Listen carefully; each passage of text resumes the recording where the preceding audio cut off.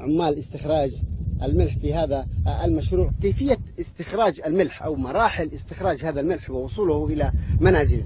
استخراج الملح للأكل. أيوة. ولا كيف يتم في الأكل. كيف يتم استخراجه من البحر. أيوة. المراحل من المرحلة الثانية من البحر إلى من البحر إلى نعني ناكله في البطون في الخبز والدقيق. كيف تستخرجونه أنتم هنا في هذا المشروع؟ المرحلة الأولى من أين؟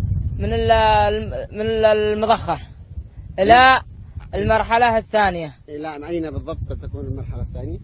إلى الثالثة. المرحلة الثانية ماذا يتم في المرحلة الثانية؟ الملح. ما الذي يتم في المرحلة الثانية؟ يتم في الأكل، نشيل نبز في البيت. هذا الحوض مثلا؟ أيوة. ما الذي يحدث فيه هذا الحوض؟ ملح.